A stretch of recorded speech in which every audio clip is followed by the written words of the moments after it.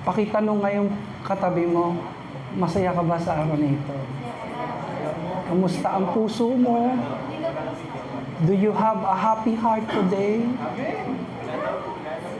Masaya ang puso po natin dahil tayo po ay nasa gawain ng Panginoon, nasa presensya po ng Panginoon. Magkakasama tayo bilang magkakapatid sa Panginoon. Ngitian mo yung katabi mo, sabi mo sa kanya, masaya ako kasama kita. My heart is happy to be your seatmate. No? Magkakapatid tayo, magkakasama tayo sa pamilya ng ating Diyos. Palakpakan po natin ang Panginoon. At kung masaya po tayo, naniniwala po ako, masaya din po ang Diyos sa atin. Ang puso ng Panginoon, masaya. Masaya ang puso ng Diyos. Kasi nakikita ng Panginoon, paano ka nagpapatuloy, paano ka lumalaban. Nakikita ng Panginoon yung paglilingkod natin. Nakikita ng Panginoon yung mga sakripisyo natin. Nakikita ng Panginoon ang lahat ay ginagawa natin lahat para sa Kanyang kapurihan. Nandito tayo para kay Lord. Amen. At ibinibigay po natin yung pinaka-the best na paglilingkod, pag-awit. Sino po dito kanina yung todo bigay kumanta? Yan. Nakikita ni Lord yan at ang Diyos ay nalulugod. Natutuwa ang puso ng Panginoon sa ating po mga paglilingkod. Palakpakan po natin ang ating Diyos. Purihin po natin ang Diyos. Ngunit kung minsan, ang puso po ng Panginoon ay nalulungkot. Nalulungkot din po ang puso ng Panginoon. Lalo-lalo na kapag nakikita po niya, tayo po ay natutulog habang nasa sermon, preaching. Pakisiko yung katabi mo, huwag ka naman matulog. Hallelujah. Ikaw, kapatid na katabi niya, may responsibilidad ka na panatiliing gising. Dilata mo ng mata nga, nene. Gising yung katabi mo. Amen. Malungkot po ang Panginoon kapag may mga tao pong tumatalikod sa Kanya, may mga taong lumalayo sa Kanya, malungkot ang Panginoon. Dito po sa binasa natin nung Sunday, sa John 6:66, ang sabi po diyan, after this, many of His disciples turned back and no longer walked with Him. Malungkot po ito para sa Panginoon. Kasi ang sabi ng Biblia, marami ang sumunod sa Kanya. Marami ang nag-follow kay Jesus Christ. Pero dumating yung time na marami din ang tumalikod. Pakitapik nga yung katabi mo. Uy, huwag kang tatalikod. Sayang ka. Amen. Nalulungkot din ang Panginoon kapag ganito. Tayo nga po kapag may minahal tayo, sino pong naranasan na pong magmahal, tapos iniwan? Di ba nakakalungkot yan? Sa Diyos din po ganyan. Nalulungkot din ang Diyos kapag may mga tao siyang mahal, tapos iiwan siya, tatalikuran siya. Hindi dahil sa nawalan siya, kasi He is God. He is eternal. He is everlasting. He has everything. He is the owner of heaven and earth. He is our maker. He is our creator. Lahat ay Kanya. Nalulungkot po ang Panginoon, hindi dahil sa nawalan siya, kundi nalulungkot ang Panginoon dahil mahal niya tayo. Nalulungkot ang Panginoon dahil alam niya kapag ang isang tao nawalay sa Kanya, mapapahamak, masisira ang buhay, gugulo, didilim. Yun po ang pagkakaiba ng kalungkutan po ng tao at Diyos. Tayo po nalulungkot pag nawalan tayo ng kliyente, Nawalan tayo ng kaibigan, nawalan tayo ng minamahal, nalulungkot tayo kapag may nawawala sa atin. Pero ang Diyos, kapag nawawalay sa Kanya ang tao, hindi po siya nalulungkot dahil nawalan siya. Sapagkat siya ang may-ari ng lahat. Maging ang buhay mo at buhay ko, Kanya. Sabi nga po ng awit, hirang sa Diyos ang ating buhay. Amen. Nalulungkot si Lord dahil alam niya kapag ang isang tao nawalay sa Kanya, mapapahamak siya. Didilim ang kanyang buhay. Sasakupin siya ng dyablo. Paghaharian siya ng kadiliman. At dadalhin siya ng dyablo sa kapahamakan. Yun ang dahilan kung bakit nalulungkot ang Panginoon. Bakit? Dahil mahal niya tayo. Bakit? Dahil ang lalim ng pagmamahal ng Diyos sa iyo at sa akin. Kung nararamdaman niyo yung pagmamahal ng Diyos, kung nakikita niyo yung pagmamahal ng Diyos sa inyo, palakpakan natin ng malakas ang Diyos. Bilang papuri po natin sa Kanyang pangalan. Salamat, Panginoon, sa iyong pagmamahal. Salamat sa iyo, O Diyos. Hallelujah. Ano po kaya ang sinasabi ng tao sa larawang ito? Ano kaya sinasabi niya? Siguro marahil ang sinasabi niya, ayoko na. Ano kaya sinasabi niya? Siguro sinasabi niya, give up na ako. Siguro sinasabi niya, ayawan na. Siguro sinasabi niya, bibitaw na ako. Suko na ako. Pakisiko nga yung katabi mo, wag! Wag, kapatid! Maraming mawawala sa iyo pag lumayo ka sa Panginoon. Pakisabi po, disadvantage. Ang daming disadvantage kapag tayo lumayo sa ating Panginoon. Can we say amen to that? Here are the reasons why some of His disciples had no longer walked with Him. Dito po sa John 6:26, pinapakita po yung pong mga dahilan kung bakit tumatalikod yung mga tao sa Diyos. Kung bakit ang mga tao ay lumalayo sa Panginoon. Basahin po natin ng malakas, John 6:26. Jesus answered, "Verily, truly, I tell you, you are looking for me not because you saw the signs I performed, but because you ate the loaves and had your fill." Ang ibig sabihin nito, itong mga taong ito medyo kinagalitan ng Panginoon kasi katatapos lang ng Panginoon dito mag-perform, pakisabi po, miracles. Pakisabi po, miracle of multiplication. Mula sa 5 tinapay at 2 isda, nag-perform ang Panginoon ng supernatural miracle o yung tinatawag na miracle of multiplication. Mula sa 5 tinapay, 2 isda, napakain ng Panginoon ng more than 5,000 katao. Amen. At ang sabi ng Panginoon sa mga taong ito, kayo naman kasi sumusunod, hindi dahil sa ginawa ko, hindi dahil sa aking miracle, hindi dahil sa aking pinerform na mga himala. Sumusunod kayo sa akin dahil gutom na naman kayo. Sumusunod kayo sa tinapay ng buhay dahil sa tinapay. Nasusundan natin, pakisabi, ang babaw.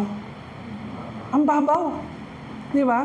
Ang pagsunod lang nila sa Panginoon, kaya sila mabilis, mayanig ang pananampalataya, kung bakit ang bilis po nilang ma-discourage at tumalikod sa Panginoon, kasi ang babaw ng dahilan ng pagsunod nila. Dahil lang sa physical, dahil lang sa pagkain, dahil lang sa tinapay. Amen. Kaya nakalulungkot po tignan kapag ang church may kainan, daming tao. Ganun po yun. Pero makikita mo, pagkatapos ng kainan, pagkatapos ng occasion, yung pong mga mananatili, yun yung totoo. Pakikurot yung katabi mo, kasama ka doon. Kasama ka dito. Ibig lang sabihin, hindi lang tayo para sa tinapay. Ibig lang sabihin, hindi lang po tinapay ang habol natin, kundi ang habol po natin dito, tinapay ng buhay. The bread of life. And Jesus is the bread of life. Amen. Ganun na po kalalim yung ating ugnayan, yung ating commitment. Can we say hallelujah? Sino pong masaya na ang paglilingkod niya hindi po mababaw? Hindi madaling mayanig, hindi madaling mabuwag ng anumang pagsubok dito sa mundo. Amen. Kaya minsan may mga kabataan aatin lang sa church kasi may nililigawan. At kapag nabasted na, hindi na umaatin. Pakisabi, ang babaw. Ang babaw, di ba? Pero may mga karanasan po tayo na kahit mabasted, kahit yung kanyang nililigawan, hindi siya sinagot. Alam nyo, may mga karanasan po kami na yung mga kabataan ay nananatili sa gawain ng Diyos. Bakit? Kasi hindi lang siya napamahal sa tao, kundi napamahal na talaga siya sa Diyos.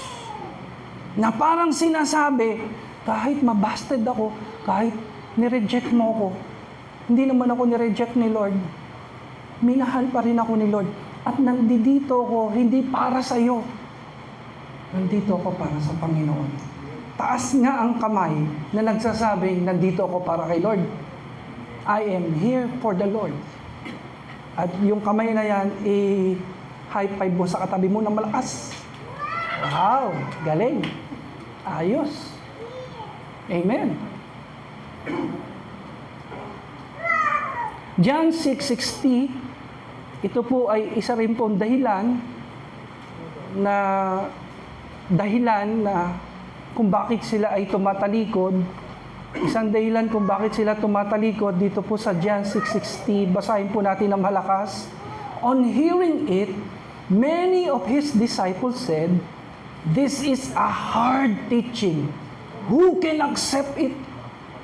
Mabigat na mga aral to. Mabigat na mga katuruan. Mabigat na doktrina. Ito pong mga taong ito, sinasabi nila na, di namin kaya tanggapin yung mga tinuturo ni Jesus Christ.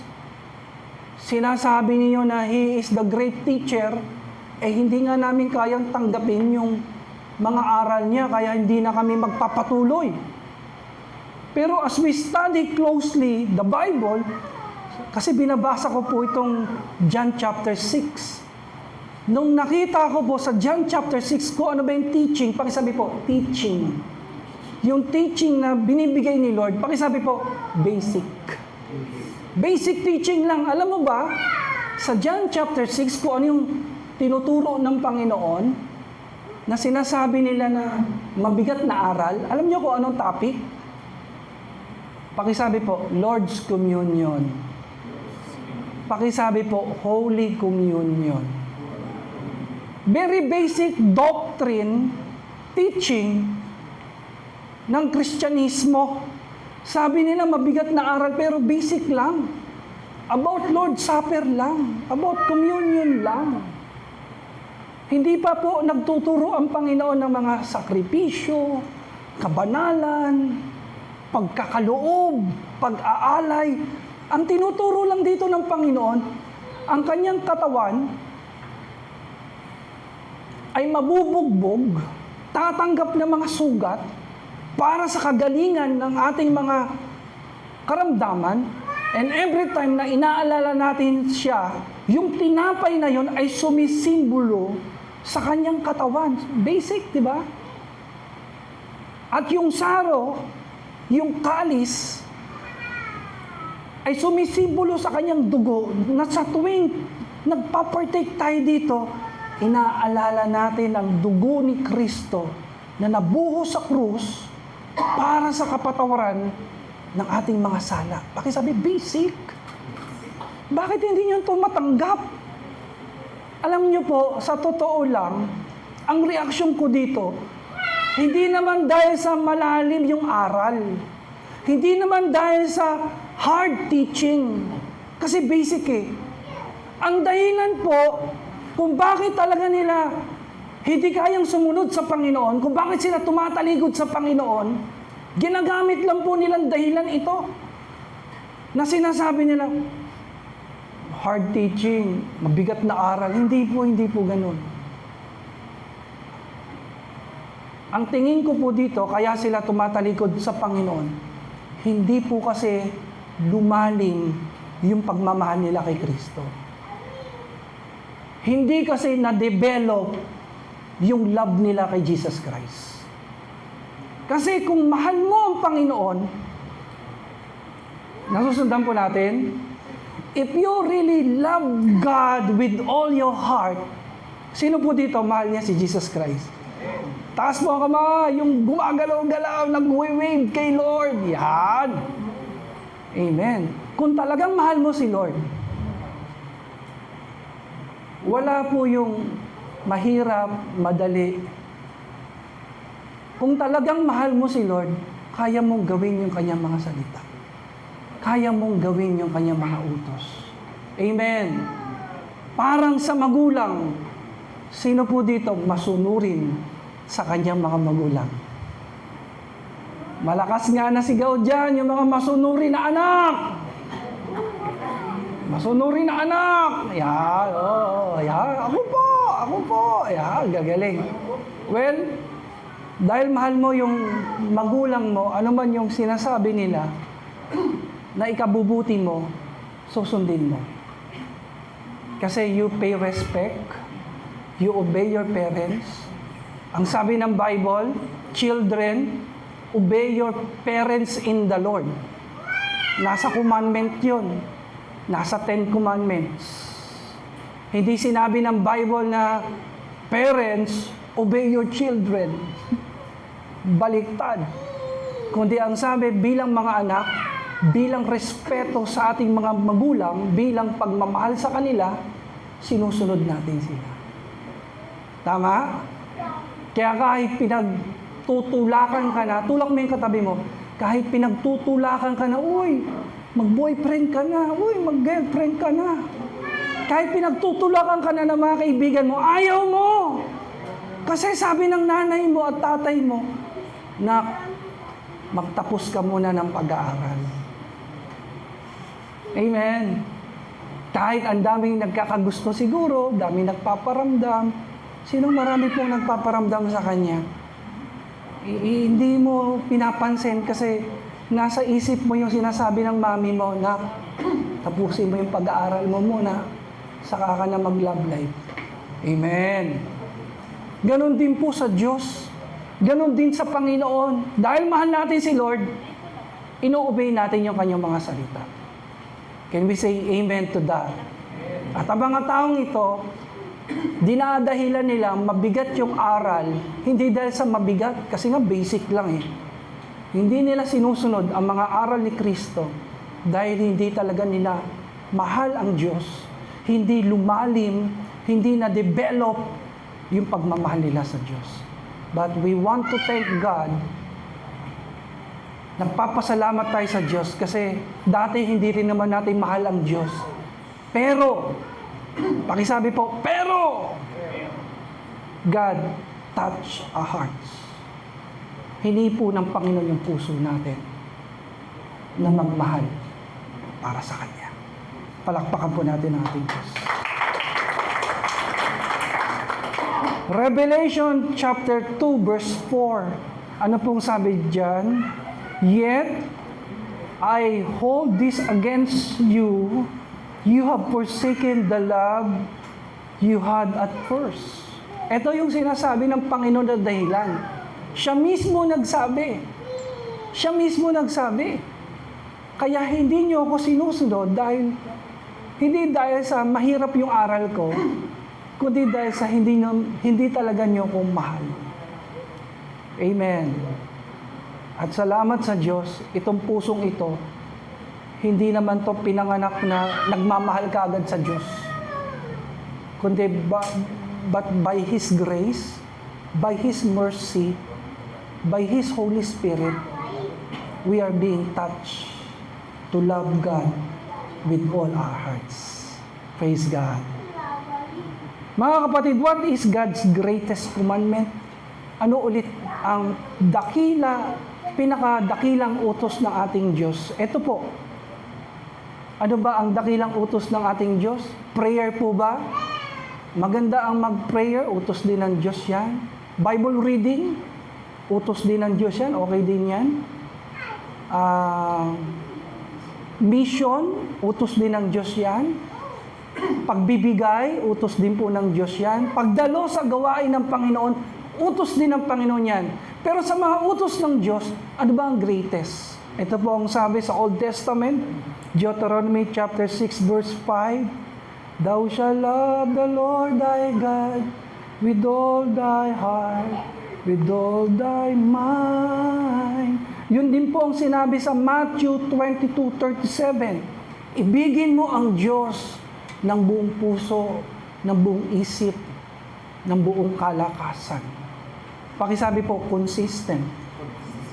Simula pa noon, simula pa ng Old Testament hanggang New Testament, inuutos na ng Diyos yun. Mahalin natin siya ng buong puso, ng buong kaluluwa. Well, pag pinag-isipan mo ulit ito ng malalim, ito bang utos ng Panginoon? Kaya ba niya tayo inuutusan na ibigin natin siya ng buong puso, ng buong isip, para ba ito sa Kanya? Pwede. Pakisabi po, pwede. Pwede din. Para sa Kanya. Masisiyahan siya. Pero pag pinag-isipan natin ulit ito ng dahan-dahan, para ito sa atin. Amen? Kasi po, ibigin natin ang Diyos at hindi, Diyos pa rin siya. Ibigin mo ang Diyos o hindi mababawasan ang kanyang pagiging Diyos. He's still God. He's the everlasting God. He's the Alpha and Omega, the beginning and the end. He is still the Creator. Amen. Mahalin mo ang Diyos o hindi, nabawasan ba ang pagiging Diyos niya pag hindi natin siya minahal? Nabawasan? Kahit 5%, kahit 2%, hindi po mababawasan ang kanyang pagiging Diyos. Amen! Kaya ho tayo inuutusan ng Diyos na mahalin natin siya. Pakisabi sa katabi mo, para sa iyo yan. Para hindi ka malayo sa Kanya. Para hindi ka mabigatan. Para hindi ka magsawa. Para sa paglilingkod mo, masisiyahan ka. Hindi ka mabibigatan. Kasi ginagawa mo yon dahil mahal mo ang Diyos. Di po ba kapag mahal mo ang Diyos, masayang-masaya ka na dumadalo sa gawain? Di po ba pag mahal mo ang Panginoon, kahit nakakapagod, hindi mo nararamdaman yung pagod kahit galing ka pa sa GMA. Kahit pabalik-balik, kahit commute lang. Kaya pala tayo inuutusan ng Diyos na mahalin natin siya para hindi tayo mawalay sa Panginoon. At bakit? Bakit gusto ng Panginoon yon? Kasi mahal niya tayo. Ayaw niya na mawalay tayo sa kanyang presensya. Sapagkat alam niya, pag nawalay tayo sa kanyang presensya, mapapahamak po tayo. Ganon kalalim yung pagmamahal ng Diyos sa iyo at sa akin. Can we say amen for that? Praise God. Actually po, lahat po tayo, sa simula, lahat po tayo selfish. Aminin na po natin yan sa harapan ng Diyos. Lahat po tayo self-centered. Lahat po tayo, sarili lang natin yung iniisip natin nung una po tayong lumapit sa Diyos. Nung ipinanganak po tayo dito sa mundong ito, wala isa sa atin ang pinanganak na marubdob na agad ang pagmamahal sa Diyos. We were spiritually blind. We were sinners. We were being deceived by the devil. Kaya ho tayo lumalapit sa Diyos para tayong baby. Tingnan mo yung katabi mo, mukha bang baby? Baby face? Baby damulag? Nung tayo po yung lumapit sa Panginoon para tayong baby, di ba yung baby? Hindi naman kagad yan yung parang nagmamahal kagad sa daddy tsaka sa mommy. Napaka-immature po natin nung una tayong lumapit sa Diyos. Ang una natin hiningi sa Diyos, Lord, patawarin mo ko. Lord, tulungan mo ko sa problema ko. Lord, pagalingin mo ko. Lord, be my Savior. Be my Master. Lord, help me. Di po ba ganyan? Lord, pagpalain mo ko. Lord, bless mo family ko. Wala sa atin dito yung sa una pa lang natin na-encounter si Lord. Lord, magsasab na ako sa'yo. Lahat po tayo, nung una tayong lumapit sa Diyos, ang gusto po natin yung pangangailangan lang natin. Which is normal. Normal po yon. Pero habang ibinibigay ni Lord yung mga pangangailangan natin, pinapatawad niya tayo, nagiging mabuti siya sa atin. Amen? Nagpo-provide siya. Pinapakinggan niya yung mga prayers natin. Pinaayos niya buhay natin. Pinagpapala niya po tayo. Amen? Pinapakita niya kung gaano kabuti siya sa ating lahat. Habang pinapakita ng Panginoon yung kanyang kabutihan, yung kanyang mercy, yung kanyang grace, yung kanyang goodness. Dahan-dahan ka naman niyang sinasabihan, anak, ibigin mo ko ng buong puso, ng buong kaisipan, ng buong kalakasan. At kung ikaw yung tao na tinamaan ng pagmamahal ng Diyos, mahihipo yung puso mo. Sino po dito aaminin niya na tinamaan talaga ako? Talagang na-inlove na ako kay Lord. Mahal na mahal ko na si Lord. Amen. Now, ang tanong, before we pray, how to love God with all your heart? Paano natin ngayon iibigin ang ating Diyos ng buong puso, ng buong kaluluwa? Pakisabi po, boom for God. Boom for God. Turo mo yung katabi mo, boom for God. Pag sinearch nyo po yung salitang boom, ang ibig po sabihin ng boom, pagsabog, pagliwanag. Pagliwanag yan boom, pagsabog, pagliwanag. Ibig sabihin, magliwanag ka, sumabog ka para kay Lord. Isa pa pong definition ng boom. Ano yan pag sinabing boom, pag-unlad, development, growth. Amen. Kaya pag sinabing, your ministry will boom for His glory. Ibig sabihin, magbo-boom, mag-grow. Your finances will boom for His glory. Sino dito gusto niya yung kanyang pananalapi, mag-boom talaga? Mag-grow. Amen. Your health will boom for His glory. Ibig sabihin, yung health mo talagang mag-grow. Uunlad. So, boom for God, ito po ay acronym kung paano natin ipapakita ang pagmamahal po natin sa ating Diyos. Letter B stands for be all out for God. Be all out for God. If you really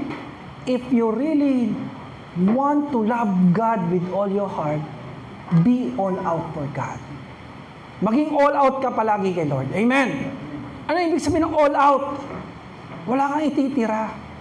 Walang panginayang. Walang hesitation. Talagang gagawin mo lahat para kay Lord. Sa Matthew 4:20, sulat na lang po nyo. Tingnan nyo po yung ginawa nila. At once, they left their nets and followed Christ. Grabe yun, no? All out. Pakisabi, all out. Ito po yung mga taong all out for God. Iniwan po nila yung nets, yung boats, yung kanilang pangingisda, iniwan nila at sumunod sa Panginoon. Yun po ibig sabihin ng all out for God. Yung handa kang iwan ang isang bagay para sa Panginoon. Amen. Pag kaya mong iwan yung isang bagay para kay Lord, mahal mo talaga ang Diyos. All out ka na kay Lord. Iniwan mo yung tindahan, ibig sabihin, you are all out for God. Amen. Iniwan mo yung labahan. Sino may labahan? Ang taas ng labahan, mamaya ka na, sasamba muna ako kay Lord. Iiwan kita. You are all out for God. Amen. Iniwan mo yung unbeliever na girlfriend mo. Kunwari lang ha, kunwari lang. Iniwan mo kunyari yung unbeliever mong girlfriend, you are all out for God. Kasi mahal mo na siya eh. May emotional attachment na. Pero sabi kasi ng Panginoon, bawal yun eh. Bawal yung gano'n, yung nakikipagrelasyon ka sa unbeliever. Eh dahil mas mahal mo ang Diyos, kaya mong iwan. Kung hindi kita madadala kay Lord, maghiwalay tayo. Kung hindi ka maglilingkod sa Diyos na pinaglilingkuran ko, mahirapan po tayong magsama. All out for God. Amen. Sino po dito naranasan niya na may iniwan siya para sa Panginoon? Nangingiti si Martin. Halos lahat tayo. Halos lahat po tayo. At ginagawa natin ito dahil mahal natin ang Panginoon. Malakas ka ng palakpak para kay Lord in 5 seconds na may kasamang papuri, pasasalamat, pagmamahal sa Kanya.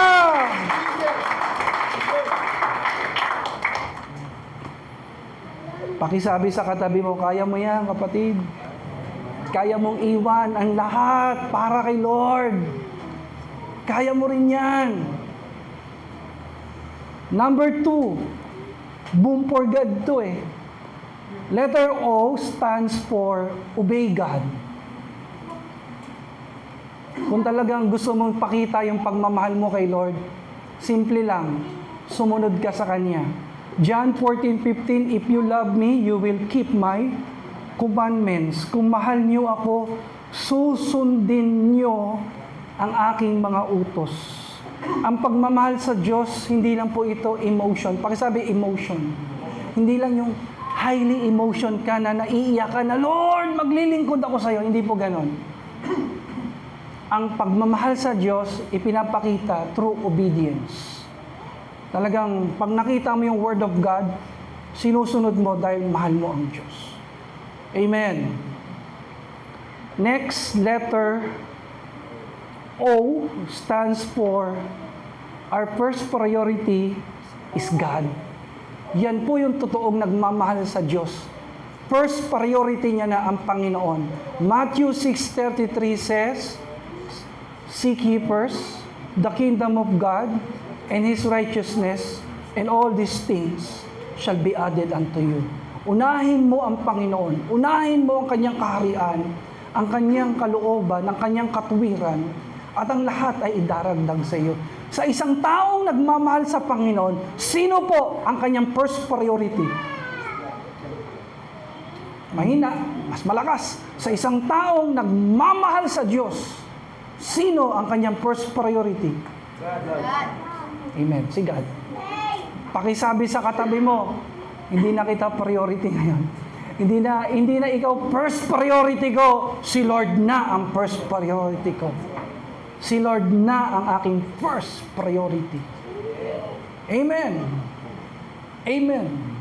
Kasi kapag si Lord ang pinaka-first priority mo, aayusin niya yung relationship, family, finances, health, paglilingkod, resources, lahat aayusin niya.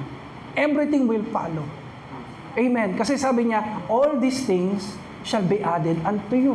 Pag inuna mo ang Panginoon, lahat aayusin niya para sa iyo at para sa akin. Palakpakan po natin si Lord.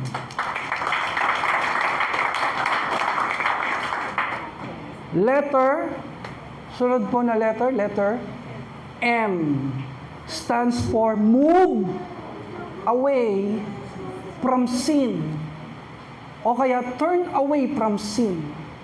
Kung talagang mahal mo ang Panginoon, talagang tatalikuran po natin anumang kasalanan na nakikita po natin na hindi nakakalugod kay Lord. Amen. Amen. Babasa lang po ako ng ilang mga salita ng Diyos. Acts 3:19, repent. Magsisi ang sabi dito. Magbalik loob sa Diyos. Repent then and turn to God so that your sins may be wiped out. Pag tayo po ay nagsisisi, tumatalikod sa ating mga kasalanan, nililinis tayo ng Panginoon. Pakisiko yung katabi mo, nililinis tayo ni Lord. Magsisi kayo at manumbalik sa Diyos upang patawarin niya kayo sa inyong mga kasalanan. Sabi po dito. 1 Peter 2:11, abstain from sinful desires which wage war against your soul. Sa Tagalog, iwasan ninyo ang masasamang hilig ng laman na nakikipaglaban sa inyong kaluluwa. So yung mga gawa ng laman, mga kasalanan na ginagawa ng katawan, talikuran, move away from those sins, sabi ng Panginoon. Ikaw na talagang nagmamahal sa Diyos, talagang handa kang iwan ang lahat ng iyan. Ano pa po sabi dito sa Romans 6:12? Do not let sin reign in your mortal body. Sabi, wag daw natin hayaan na maghari sa atin, sa ating katawan, ang mga kasalanan. Ikaw at ako na nagmamahal sa Panginoon. Sa Tagalog, wag ninyong paghariin ang kasalanan sa inyong katawan. Purihin po ang Diyos. Kung ang puso po ng Panginoon malungkot at nasasaktan sa ating kung minsan mga ginagawa, ikaw na nagmamahal sa Diyos, parehas tayo ng experience. Ako po kasi, ganyan po yung encounter ko na in love talaga ako kay Lord. Unang dating ko sa church, unang attend ko sa gawain ng Panginoon, selfish ako Gusto ko lang mapatawad yung kasalanan ko. Gusto ko lang mabago buhay ko. Gusto ko lang ng salvation. Gusto ko lang ng blessing.